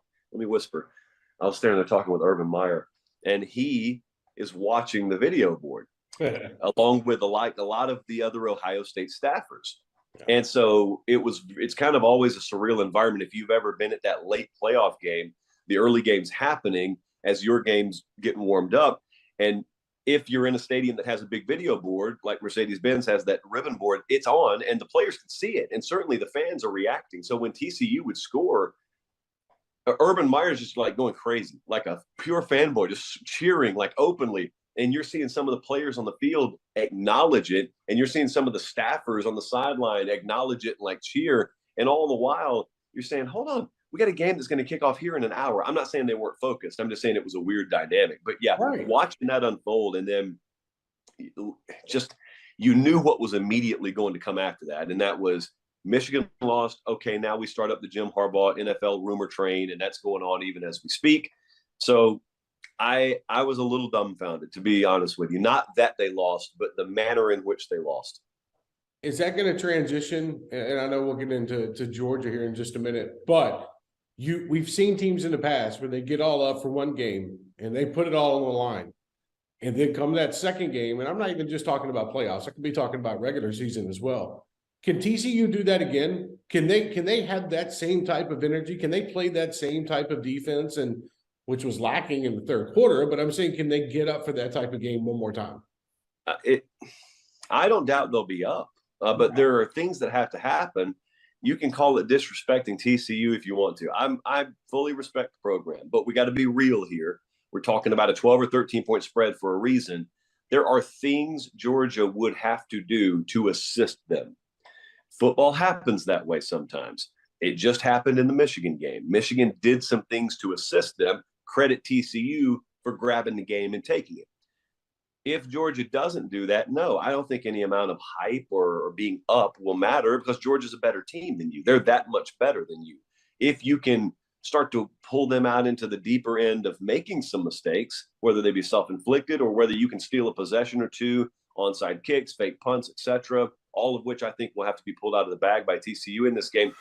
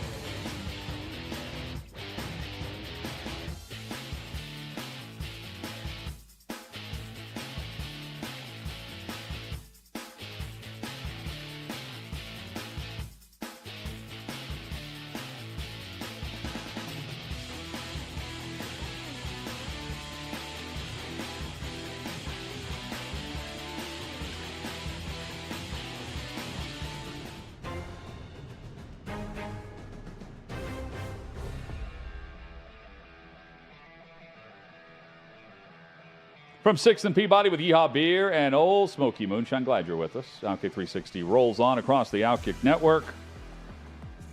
Get some headlines coming up. Great chat there with Dave Lapham. Yeah, good dude.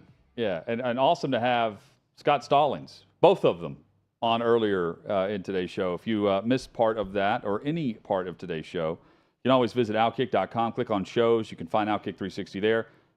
Subscribe on YouTube, and always you can search out the show wherever you download your audio. Chat every week at this time. Oh, I know what time it is. It is time for one big Do you know what time it is, Hutton? On every NFL game. Oh, yeah. So be careful about which playoff-bound teams rest key players here. That's your betting note this week. A lot of coaches quiet on how much key players are going to play. So keep that in mind. Your Saturday games, you got two of them. Chiefs at Raiders. Patrick Mahomes, well, no Tyreek Hill, no problem for the MVP favorite.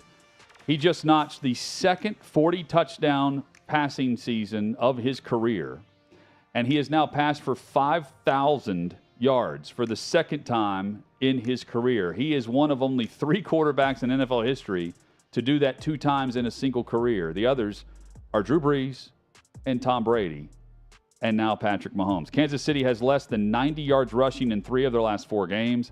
They did just average less than 3 yards per carry this past Sunday. Jarrett Stidham for the Raiders threw for 365 yards and 3 touchdowns in his first career start for Las Vegas.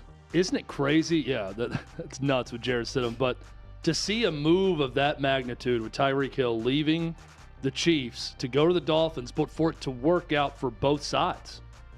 Yeah. I mean, Tyreek Hill has been amazing. Yes. And has not dropped off at all with the Dolphins. You're right. And then same goes for Patrick Mahomes. Pretty incredible. I want to mention, too, that this is through Schefter. Teams that have played the 49ers this season are now 0-14 the next week. The Raiders lost in overtime, 37-34, to the 49ers last week. The Titans are 7-9. The Jacksonville Jaguars are 9-8. They could end with the same record. And if they do, if the Titans beat the Jags Saturday night, they are the AFC South champions. If the Jags beat the Titans, they are AFC South champions. They're the 4th seed in the AFC playoffs. The Jaguars have not given up a touchdown in either of their last 2 games. The Titans picked off Prescott twice last week. They're tied for 6th in interceptions with 14. They have 5 picks in their last 3 games.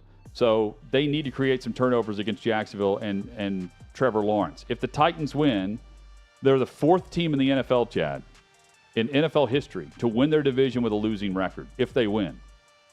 And so you've got a situation where you have the 2020 Commanders, the 2014 Panthers, and the 2010 Seahawks. This is a Titans team that was 7-3, and they could join that trio Was it 2010 where the Marshawn Lynch, where they registered an earthquake game, where he went beast mode when they were 7-9 and beat the Saints that year? That's it. I keep having that team pop in my mind with whoever wins this game.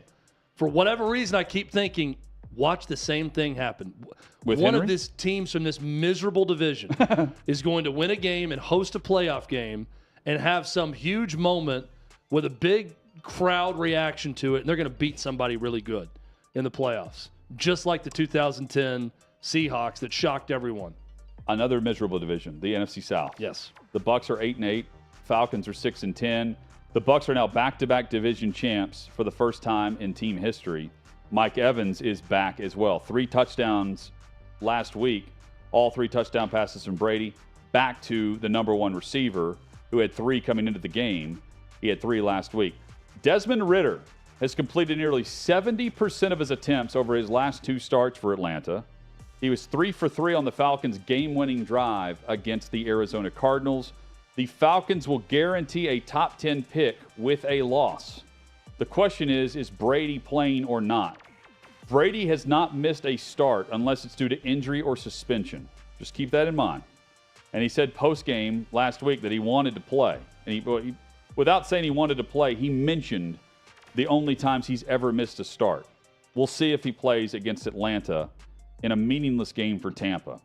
Patriots are in Buffalo. They can earn a playoff spot with a win in their final regular season game. They need to finish 9-8. The Bills are 12-3. We know they're not going to make up the game against the Bengals. The Bills are just 10th in red zone offense. They score on 60% of their red zone opportunities. They have been great inside the 20, though, recently. They converted 14 of their last 17 trips into touchdowns instead of field goals. And it's been a talking point all week, but how do the Bills play after what has been a hectic week? And against a division rival in New England, it's got to win. I think all eyes are going to be on the Bills in the reaction to what is obviously the biggest story in the country. No doubt. Vikings and Bears, 12-4 against 13-3. Nathan Peterman is going to start. The Bears can clinch the number 1 pick in the draft with a loss and a Texans win over the Colts. They're going to assure themselves of that. Yep. You know how we're going to do it, guys? We're going to start Nate Peterman in this game, and we're going to make sure we get that number 1 overall pick. Yeah, you know how the Vikings can lose? Targeting Justin Jefferson only 5 times in a game with 1 catch. That's how you lose. They lost last week. They boat raced by Green Bay. Jefferson 229 yards away from 2,000 on the season. Would be a career high, of course, if he had 229, but also a franchise and NFL record 2,000. No receiver has ever reached that mark. Justin Fields, by the way, has been great running the football, awful throwing the football. It's Nathan Peterman this week, though, at quarterback. Crazy is it of all the teams in college football history that the 2013 Tennessee Vols that were not any good would have 2 guys on that team that were quarterbacks in the same roster starting an NFL game on the same weekend with Josh Dobbs and Nate Peterman. That is great perspective. And who knew? That era. I mean, 9 years later from that season. Yeah. 9 years later, they're going to have 2 quarterbacks in the league. It's starting. The Vols are back. On the same weekend. I mean, if you ever wanted a sign that Tennessee is back, Texas, not back. Not back. Vols, back. Ravens, Bengals, Joe Burrow, 16 touchdown passes in his last 6 games. The Bengals run game, though, we hit on this with Lapham. They've really been just mediocre to barely average. They've averaged 2.8 yards per carry in their last 2 games, 3.7 in their last 6. They've got to get more out of Mixon and that entire group as they go into the postseason. The Ravens defense, they've allowed 14.7 points per game in their last 10 games. But without Lamar Jackson, the problem here is they're averaging 12 points per game as an offense. So the defense has been excellent. The offense has been putrid. They lead Lamar Jackson back, and we still await word on his official status as we go into the weekend on these Sunday games. It's still crazy their record is so good. When I looked up and just saw on Sunday Night Football this past week, Sunday Night Football, and I'm like, man, they're 10-5, whatever it was. They're 10-5 now. Yeah, I mean, crazy. Texans, Colts, 12-13-1 against 4-11-1. The defense, they've allowed 27 or more points in 5 of their last 6 games. This is the Colts, so quarterback isn't their only issue. The Colts offensive line, they've allowed 58 sacks this season. Only the Broncos offensive line has allowed more. If the Texans win and the Bears lose, the Texans fall to the 2nd pick in the draft. How do you tank? Well, you play like you did against Jacksonville last week. Against the run, allow gashing plays, you'll end up with the number 1 overall pick. You'll end up with Bryce Young if you want him a year from now. I love just talking about the ways to lose. If you really want to lose this game, we know the route to doing that. You start someone who's terrible at quarterback and your defense doesn't play inspired, and you're going to get that top pick. The Colts, by the way, they can get a top 5 pick with a loss. They're guaranteed that. They could get as high as a top 3 pick with a loss and some other things happening. Rams, Seahawks will go rapid fire through the other meaningless games before we get to the afternoon. Rams, Seahawks, DK Metcalf, just 2 100-yard receiving games this season. Stunned by that, especially with the year Geno Smith has been having. Yeah. Really surprising. Meanwhile, the job that we have seen in the backfield for Seattle, that has really propelled them to where they are. Where currently they're in the postseason, they're rooting against Green Bay. Seahawks 8-8. They need another win to even have a shot at the postseason. Win or lose, the Rams will have the worst win percentage of any team in league history after winning a Super Bowl. They're currently at 5-11. Cardinals and 49ers, Christian McCaffrey for San Fran. Perfect for this offense. 688 yards from scrimmage over his last 5 games. Cowboys and Commanders. Dak Prescott, interception prone. 12 over his last 8 games combined. But the Cowboys offense, they're averaging 36 points per game over their last 9 games. The picks have not slowed them down from putting up points.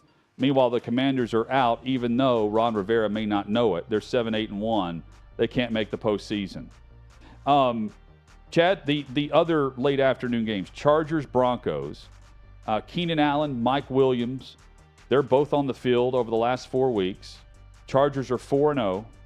Allen and Williams, they've combined for 57 catches over the last 4 weeks for nearly 700 yards. They're clicking. And Justin Herbert's production is going along with that. Yeah, and it's finally a team that's starting to deliver on some expectations. And we talked to Dave Lapham about Cincinnati. What's most impressive about this win streak? Where it's coming.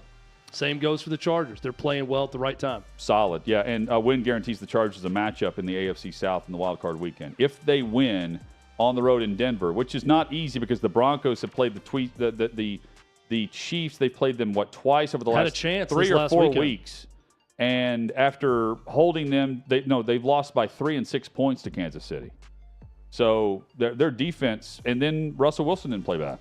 And I got caught up in some Chiefs traffic driving through Kansas City the past weekend. Sure after that game. I was listening to the game on the radio. Oh my, this game is at Arrowhead right now, so this may not be good for driving through Kansas City. Wasn't too bad, but stopping along the way, saw a lot of Chiefs fans headed east from that game. Very polite fan base, by the way. Very polite.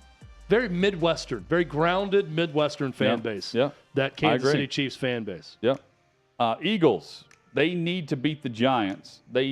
If they do, they're the number 1 seed. They are the division champ. If they lose to the New York Giants, the Cowboys win. The Cowboys are winning that division. The Philly defense had 7 sacks this past week. That's a franchise record now, 68 sacks on the season. They've had 32 sacks in their last 5 games. And they have now registered, they're the first team in the Super Bowl era to have at least half a dozen sacks in 5 straight games. That is insane. Every little area of this team, you can pick out and say why they can win a matchup. It's with most Super Bowl hopeful teams, you point to one area of expertise and say this is what they're going to flex in the playoffs and win it. You could pick any one of them with the Eagles this year. It really is amazing how adept they are at almost everything with this team. And they had 38 points, the Giants, the 38 points. The second time this season the Giants have scored more than 24. That was last week. So they've been winning. They're 9-6-1. They're in the postseason, but they normally don't score that much. And now they're facing a defense that doesn't allow much. And, the Giants are pretty much, They're wrapped up in what they're going to get as a wild card. Meanwhile, they can send multiple teams to the number 1 overall seed potentially. New York could. They could knock Philly out of it. New York could send Philly to the wild card weekend, which is insane to think about where they were at 11-1. Yeah. With all this, that's a big game. The biggest Sunday Night Football. Now, the Lions could be eliminated from postseason contention based on the result of the Seattle Seahawks matchup earlier in the day. They're 8-8, so one of the two teams could know their fate. The Packers will not until the end of the game. It's 8-8 Lions at 9-8 Packers on Sunday Night Football. The Packers have found their run game and their defensive takeaways. The Packers have 12 takeaways over their last 4 games. All of those have been wins. And their run game, I mean, they ran all over Minnesota a week ago. And that is really where they found their offensive momentum. It's through their run game, the two-headed monster with Jones and Dillon. It's not necessarily the receivers coming into a rapport and a chemistry with Rodgers. That's factored in. But they are able to lean on the run game, and they are mauling people. And their defense is getting after and getting extra possessions for Aaron Rodgers. The Lions, though, they can score on anyone. 5th in the league in scoring. They've put up 30 or more points in 8 of their 16 games this season. The last time these two teams played, by the way, the final score is 15-9. Which would surprise you for a team that can score on anyone, and with Aaron Rodgers, the quarterback of the other team, that it would be that low scoring. This is maybe my favorite game of the weekend. Sunday Night Football? I'm also very excited that of all the talk this year, we've got Aaron Rodgers in a win-and-in scenario. How about this? After for the playoffs. 2 weeks who ago, would have thought? 2 weeks ago, we had the discussion, like, do we even care that Rodgers and Brady aren't going to be in the postseason? Right? It didn't look like it. And now both of them, we know Brady's in, and now potentially Rodgers is the 7 seed. Do you buy into the fact that Green Bay will be better as the 7 seed instead of the 1 seed? Many are trying to make that argument because there's no pressure on them whatsoever. I think that they're in a really good spot. I don't know. It's hard to weigh in on because the bye and everything else, if they'd be better as – I can't argue they'd be better as the 7 as the 1 as opposed to the 1. But the way they're playing and the fact that they have had really nothing to lose and played with that spirit as of late because they were dead. You know, you can't kill a dead man. That's kind of the way they're playing. I think they're a dangerous team, Hutton. I really do. And I'm also amazed at Aaron Rodgers' romantic life in season. Yeah, he goes from one girlfriend to another. Yeah, how do you think he keeps up with that? OutKick's got the stories now, apparently, with Mallory Edens, who is the heiress of the Milwaukee Bucks. I'm always impressed by the fact that he makes these changes in season. You want my theory? He's very shifty in the scramble mode as a quarterback, and also very shifty in his personal life. I think he probably appreciates the assumption he's shifting. My assumption is he's juggling. Well, one was like stuck in South America, right, at one point. So maybe it's just, in case that doesn't work out, we got to have the backup. Like, it's like, we saw him with the Milwaukee Bucks heiress. He must be dating her now. And I'm thinking, well, you probably just finally saw them together. I'm betting also the Milwaukee Bucks heiress that he's dating doesn't take the shaman or whatever she is seriously. Blue of Earth or whatever her name is? Blue of Earth, yeah. She's probably thinking, I've got this in the bag. Or Shailene. I'm not too worried about. Well, Shailene she'd worry about. She's a Hollywood star. Also a shaman. Yes, true, yes. Both are very natural in a lot of ways. But I feel like Shailene's more of a threat if you're Mallory Edens. Yes. And I don't think she thinks much of the shaman. That's just my guess. Not knowing them personally, that's the way I feel. And Mallory Edens is much more in line with how old is Mallory Edens? Quarterback, like girlfriend, right? Like yeah. I showed this to someone earlier. I said, how old? She looks very young. I don't need to know. No, young? She doesn't look very young. I mean, late 20s maybe? Mid-late 20s? Not very young, no. You got me wanting to look it up now. He's no DiCaprio. No. I'm not saying like, illegally young or anything. I'm just saying young compared to other women he's dated. Oh, okay. Shailene Woodley's in her 30s. Danica Patrick's older than he is. Mm-hmm. Blue of Earth. Does she have a chronological age? Probably 100 million years old. Is she carbon dated? Yeah. I mean, exactly how do you old as a fossil. Do you look at the skin on her heel and count the rings? And that's how you guess her age? Does she even have a birth certificate? 26. Mallory Edens is 26. Look at Colin getting that work done for us. DiCaprio wouldn't date her. I had Google up. I was searching. She's too Mallory old. Edens' age. Too old. Do you think For I'd get a Leo. reading if I put blue of Earth age? Ready for this, Hutton? Yeah, it is going to give you the Earth's core estimated age. No, this is great. What pops up is she is around 30 to 35. Wow. No one knows. No one knows. Her net worth is $1 to $2 million. That was with or without Rodgers? This was 5 days ago, so I guess she was with him at that point. There you go. What I do know is Amazing that is story. one big thing on every NFL game for Week 18. We got to all of it. I think we did. Probably not. It was well done. The games that matter. Can we got to all talk of more them. about Mallory Edens? We absolutely can. During the break or next? Both. Okay. Yeah. We will, and we'll give you the very latest out of Cincinnati with Damar Hamlin as well. It's all straight ahead on OutKick 360. Back to the Christian thing in the broad picture.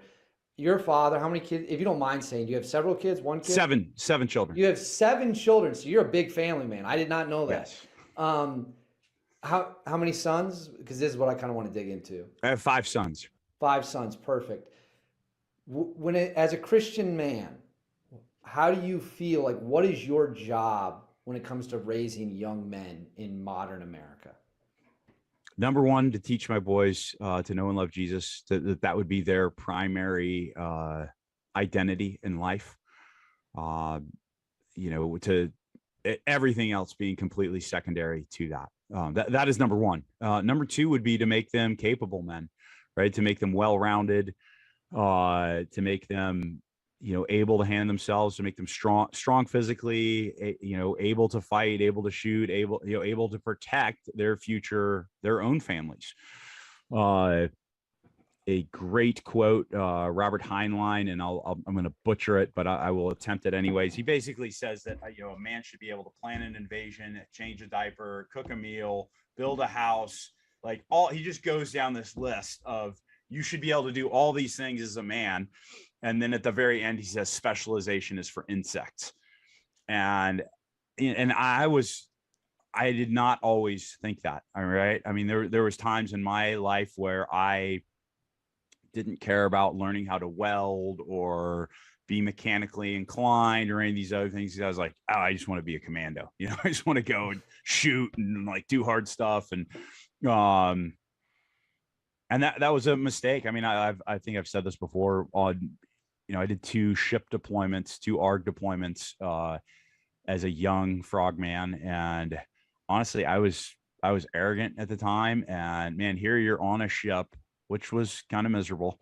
And I had a bad attitude about it instead of, because I'm like, I should be on land training more. And instead of going, okay, this is where I'm at. Yeah, I don't have to like it, but there's all these master machinists and welders and guys that are, in charge of charts and navigation, to navigate across the globe. And here I could have, if I would have showed just a little bit of interest, those guys would have been happy to be like, oh yeah, I'll teach you how to weld. I'll teach you how to run a lathe, all these things.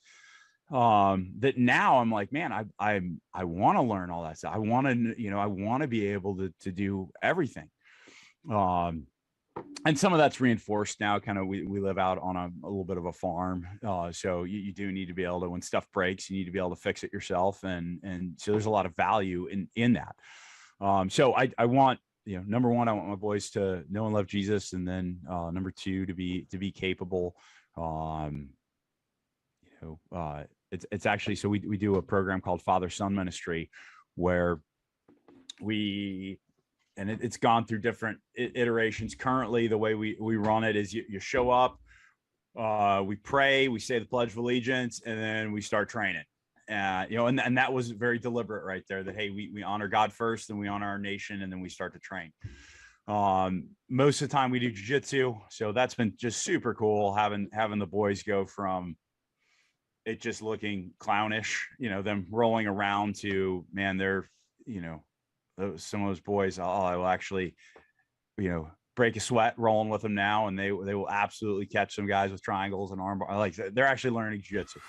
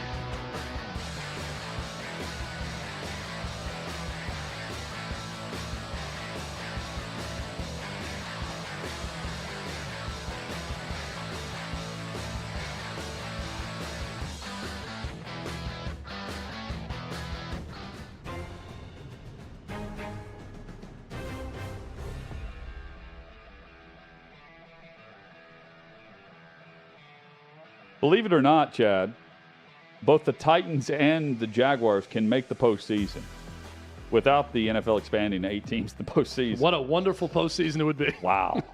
So that's honestly, look, that's not the scenario anyone wants. The only scenario where that happens, the Titans would beat Jacksonville on Saturday. They would become the AFC South champs with Joshua Dobbs at quarterback. And the Jags would get in, even with a loss, if the Patriots, Steelers, and Dolphins all lost in Week 18. Jacksonville would win on their losing ways into the postseason, and they would be on the road in the AFC against Buffalo, Kansas City, or Cincinnati. That is not an ideal scenario for the AFC playoffs for both those teams to get in. Let's just play this win and in on Saturday night in the AFC South and be done with the AFC South after one more week of football. That's to me, if there is justice in the NFL, that's what's going to happen. I'm with you though. I know what you're about to say on the Jags. Yeah, I can't write them off because right now the most likely scenario is Chargers, Jags. Right? Yeah. Chargers. If they win, they are guaranteed to go on the road against the AFC South next week in the playoffs, and that's either Tennessee or Jacksonville. I don't think the Titans are winning this week, let alone next week. Okay, but Jacksonville is one of those teams where they are coming together at the right time. I don't think they're Cincinnati of last year. I was fooled by the Bengals last year. But I do think they could win a game in this AFC against the Chargers, who, I mean, Herbert's been good, but it's not like he's playing like Trevor Lawrence. If we're being totally honest, it's not like you look at his numbers and he's got 16 touchdown passes in his last 6 games. Best scenario for the good of the NFL and the continuation of the playoffs, first off, is that just the winner of that game and the win and in, that's the only AFC South team that goes. Yes. Second is that winner of that game loses their first game and does not make an appearance in the divisional round. But I said it before on this show, and I'll say it again. I keep having visions in my head of 2010, terrible NFC West, the Seahawks coming out of that division with a 7-9 record that year and hosting a wild atmosphere game against the Saints and pulling off a huge upset with Marshawn Lynch. I keep coming back to that.